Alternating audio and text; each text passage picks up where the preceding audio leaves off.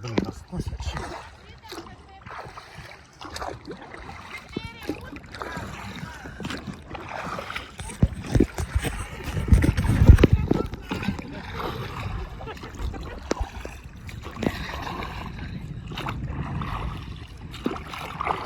Ты прям против течения Ну, просто. Не, ну плывем, неудобно так вести, надо потому что... Не, вдвоем вообще нормально.